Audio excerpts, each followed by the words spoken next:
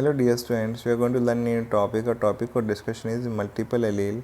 Multiple allele is an example of allelic interactions or intra-allelic interactions. We are going to learn about the ABO blood group and RH antigen also. Hello प्यारे बच्चों, इस video में discuss करने वाले हैं multiple allele के बारे में। मल्टीपल एलील जो कि एग्जांपल है एलिक इंट्रैक्शंस का या इंट्रा एलिक इंट्रैक्शन का एग्जांपल है। साथ में डिस्कस करेंगे हम एबीओ ब्लड ग्रुप के बारे में और साथ में आरएच एंटीजन के बारे में डिस्कस करने वाले हैं। My name is Deepak Lathar. I am going to explain all this in video. Now let's start the video. हमारा टॉपिक है बेटा मल्टीपल एलील। मल्टीपल एलील जो है एलिक इंट्रैक्शन का एग्जांपल है बेटा। एलिक इंट्रैक्शन में हमने कोडोमिनेंस भी पढ़ा था।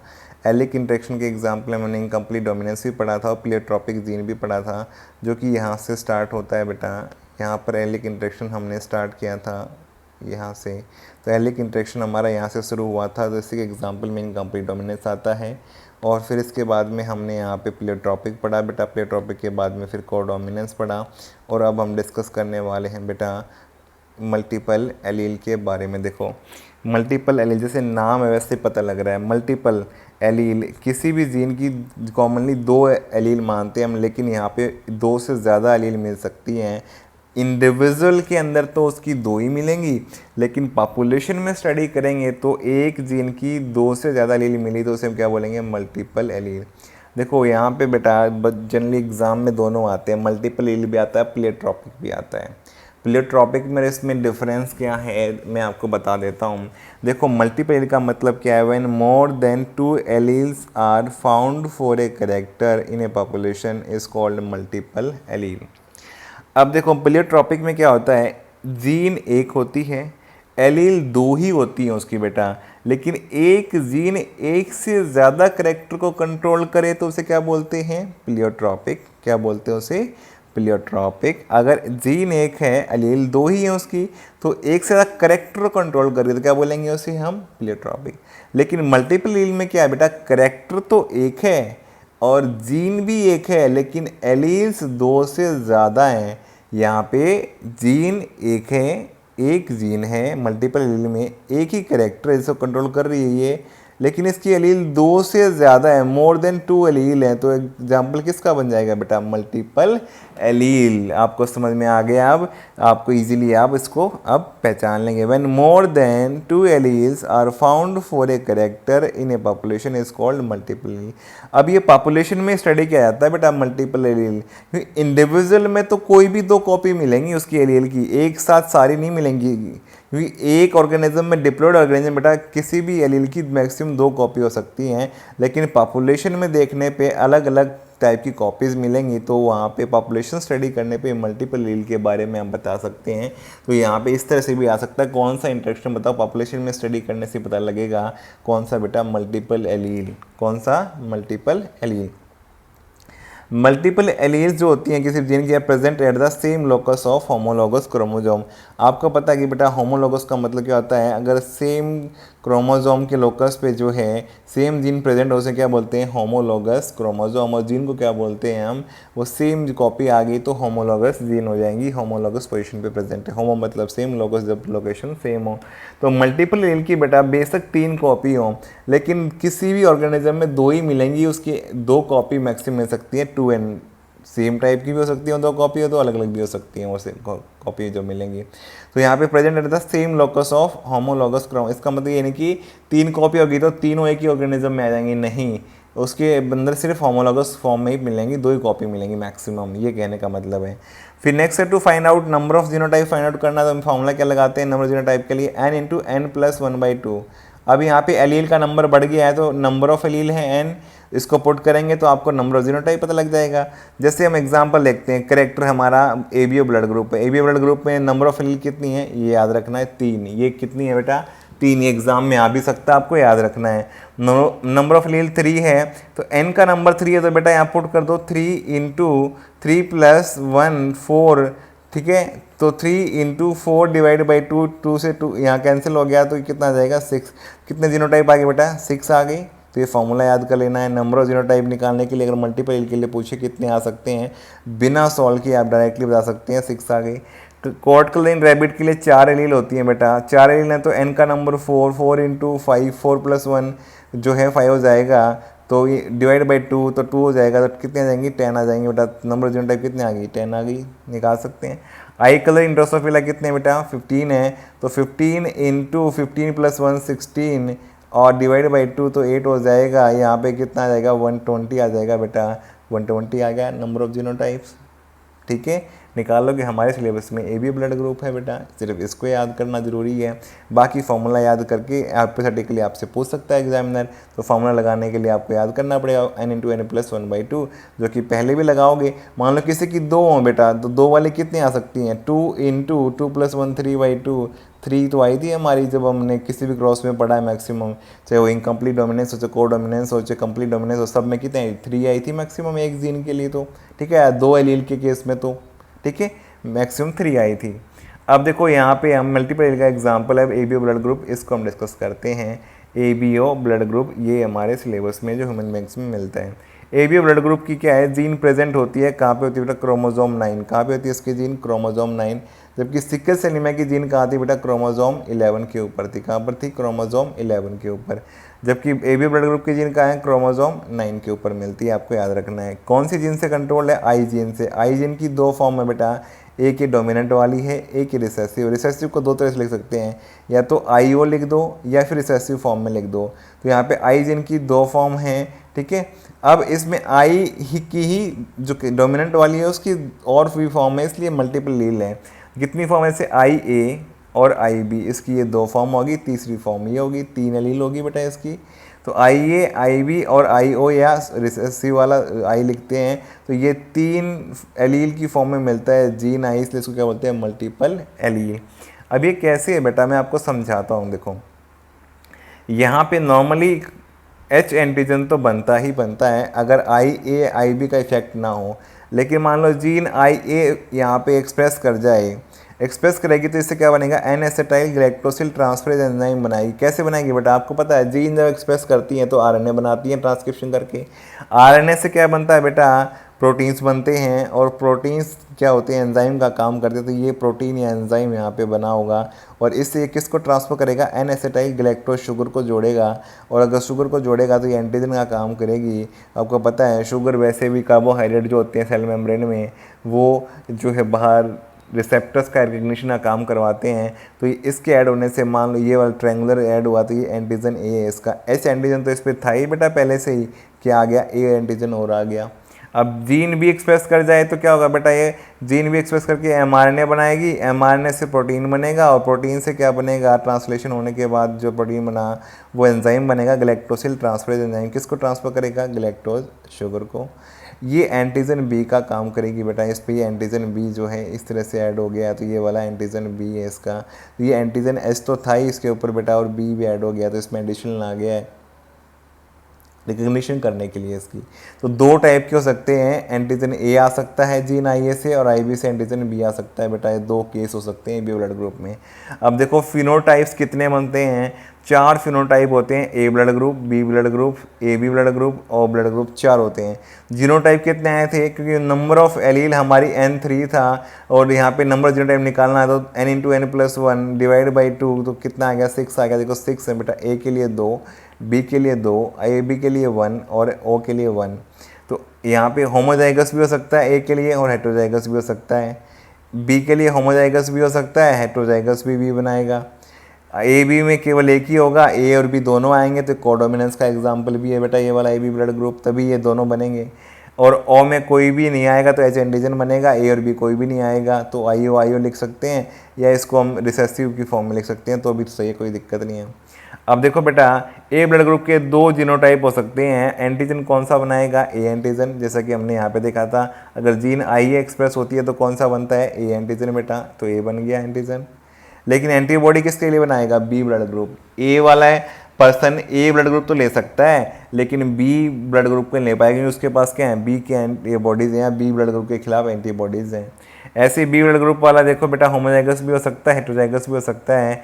और ये एंटीजन कौन सा बनाएगा, जीन आई बी एक्सप्रेस करेगी बेटा इसमें, अगर सिंगल या डबल फॉर्म में तो एंटीजन बी बनाएगा, तो इसकी एंटीजन तो बी हो जाएगा, बी ब्लड ग्रुप का एंटीबॉडी ए के लिए बनाएगा। क्यों बनाएगी, ए का एंटीजन को ये जानता नहीं है, उसके खिलाफ ये एंटीबॉडी बना देगा। तो जो जिसको जानता है उसके खिलाफ एंटीबॉडी नहीं बनाएगा, दूसरे के खिलाफ बना देगा। तो बी वाला ब्लड ग्रुप वाला बी के खिलाफ एंटीबॉडी नहीं बनाएगा, किसके खिलाफ बनाएगा, ए के खिलाफ। ए ब्लड ग्रुप वाला किसके खिलाफ नहीं बनाएगा, ए के खिलाफ नहीं बनाएगा, बी के खिलाफ बना देगा। अब देखो ए बी ब्लड ग्रुप वाला, इसके अलावा आप बता सकते हैं ए बी ब्लड ग्रुप में दोनों एंटीजन ए और बी दोनों एक्सप्रेस कर गए, तो एक कोडोमिनेंस का एग्जांपल भी है, मैं बार बार याद दिला रहा हूँ, बट इसमें ए बी एंटीजन बना और बी भी बना, दोनों आ गए के ऊपर। तो यहाँ एंटीजन ए बी एक्सप्रेस करने से बन गया, बी भी बन गया, ये इसके लिए कोई भी एंटीबॉडी नहीं होगी इसकी, क्योंकि ए बी के पास तो जो है ए एंटीजन भी एक्सप्रेस कर गया, बी भी कर गया, तो एंटीबॉडी तो किसी की बन ही नहीं सकती, वहाँ पॉसिबल ही नहीं है। फिर ओ ब्लड ग्रुप है बेटा, ओ ब्लड ग्रुप में कोई भी एंटीजन नहीं बनता, तो ऐसे एंटीजन रह जाता ना ए ना बी, इसके पास कोई भी एंटीजन नहीं होता, लेकिन इसके लिए एंटीबॉडी ए और बी दोनों के लिए बनेंगी, तो ना ये ए का ब्लड ग्रुप ले सकता ना बी का ब्लड ग्रुप ले सकता, तो दोनों की एंटीबॉडी बनेंगी इसके अंदर, ए बी का भी ले सकता। ठीक है, तो ये हम लास्ट में देखेंगे कौन किसका ब्लड ग्रुप ले सकता है, कौन किसका नहीं ले सकता, ये हम लास्ट में डिस्कस करने वाले हैं, जो कि यहाँ पे गिवन भी है, यहाँ पे मैंने डिस्कस कर रखा है कि कौन किसको ब्लड डोनेट कर सकते हैं। लेकिन उससे पहले जो ज़रूरी बात आ गई बेटा, वो आ गई RH एंटीजन का भी रोल होता है, सिर्फ यहाँ पे जीन आई जो ABO वाली है उसी का इफेक्ट ही नहीं है, यहाँ पे RH एंटीजन भी रोल प्ले करता है। कैसे करता है देखो, ये D एंटीजन बनाता है जो कंट्रोल करता है बेटा RH एंटीबॉडी बनेंगी या नहीं बनेंगी। ठीक है, तो D एंटीजन क्या होता है बेटा, जीन प्रेजेंट ऑन क्रोमोसोम 1 पे होती है, जो D एंटीजन उसकी क्रोमोसोम 1 पे जीन प्रेजेंट होती है, ये कंप्लीट डोमिनेंस शो करता है, जैसे कि मेंडल ने बताया था हाइटोप्लांट के लिए, वैसे ही इसका जो है क्रॉस बनेगा। कंट्रोल बाय जीन आर के द्वारा कंट्रोल है, हमने आर मान ली, अल्फ़ाबेट कोई भी मान सकते हो, किसी भी जीन के लिए कोई फिक्स नहीं है बेटा, जैसे आर मान ली हमने। अब यहाँ पे अगर क्रॉस होगा ना बेटा, कंप्लीट डोमिनेंस शो करेगा, तो प्योर पेरेंट होंगे, RH पॉजिटिव RH नेगेटिव के साथ क्रॉस करवाएंगे, तो ये होमोजाइगस डोमिनेंट होगा, ये होमोजाइगस रिसेसिव होगा, तभी ये RH पॉजिटिव बनेगा, ये RH नेगेटिव बनेगा। क्योंकि यहाँ पे हमने ऑलरेडी इसके बारे में जो है ये टेबल में मैंने बता रखा है, मैं आपको ये समझा देता हूँ एक बार धीरे से। देखो, जो जीनोटाइप होमोजाइगस डोमिनेंट होगा तो D एंटीजन बन जाएगा, तो RH पॉजिटिव बनाएगा। अगर हेटेरोजाइगस होगा तो भी D एंटीजन बन जाएगा, क्योंकि कंप्लीट डोमिनेंस है, क्वालिटेटिव नेचर का होता है, एक डोमिनेंट आने से भी उतना ही बनता है, दोनों आने से बनता है उतना ही, तो RH पॉजिटिव बनेगा। कोई भी डोमिनेंट नहीं आया तो क्या होगा बेटा, इसमें D एंटीजन बनेगा ही नहीं, D एंटीजन नहीं बना तो RH नेगेटिव कहलाएगा। तो सेम मैंने यहाँ पे आपको ये चीज़ समझाया है बेटा क्रॉस में। अब इसका N नंबर देखोगे बेटा, RH पॉजिटिव का तो N नंबर 0 एक टाइप का गैमेट बनाएगा, जिसमें सिर्फ डोमिनेंट वाली जीन आएगी। ये N नंबर इसका 0 बेटा 2 एक टाइप गैमेट बनाएगा, इसमें रिसेसिव वाली आएगी। ये दोनों मिलके क्या बनाएंगे बेटा, हेटेरोजाइगस F1 जनरेशन में, और ये कैसा बनेगा, ये भी RH पॉजिटिव बनेगा, इसमें D एंटीजन प्रेजेंट होगा हेटेरोजाइगस में भी, तो ये RH पॉजिटिव बनेगा। इसकी सिर्फ मैटिंग होगी, क्योंकि एनिमल्स के अंदर सिबलिंग की मैटिंग होती है बेटा, तो एक RH पॉजिटिव वाला यहाँ पे मेल है, दूसरा फीमेल है, तो यहाँ दोनों की मैटिंग करवाएंगे, तो N नंबर निकाल के देखेंगे बेटा, N नंबर मेल के लिए भी 1 आएगा, मेल के लिए भी 1 आएगा, और दूसरा क्या होगा 2n लगाएंगे तो 2 से 2 टाइप के गैमेट बन जाएंगे बेटा। इसमें एक डोमिनेंट होगा, एक रिसेसिव होगा। सेम यहाँ पे इस फीमेल से होगा बेटा, N नंबर 1 होगा, 2n लगाएंगे 2 होगा, 2 टाइप गैमेट बनाएगा। ये भी क्या हो जाएगा, एक डोमिनेंट वाला एक रिसेसिव वाला। गैमेट कैसे बनाते हैं, अगर आपको ये अभी तक नहीं समझ में आया तो बेटा गैमेट वाले वीडियो को फिर से देखो, उसमें सारी बातें आपको समझ में आ जाएंगी कि मैं कैसे ये बता रहा हूँ, बहुत आसान लगेगा आपको समझने के बाद। फिर F2 जनरेशन में क्या करना है बेटा, एक तरफ मेल गैमेट लिखने हैं, पेरेंट्स के एक फीमेल गैमेट, दोनों सेम टाइप के गैमेट हैं। फिर इनका फर्टिलाइजेशन करवाना है, तो ये होमोजाइगस डोमिनेंट बनेगा, ये हेटेरोजाइगस बनेगा, ये हेटेरोजाइगस बनेगा, और ये फिर होमोजाइगस रिसेसिव बनेगा, क्योंकि ये यहाँ से भी डोमिनेंट आया तो ये होमोजाइगस डोमिनेंट, यहाँ से रिसेसिव, यहाँ से डोमिनेंट हेटेरोजाइगस, यहाँ से डोमिनेंट, यहाँ से रिसेसिव हेटेरोजाइगस, यहाँ से रिसेसिव, यहाँ से रिसेसिव होमोजाइगस रिसेसिव।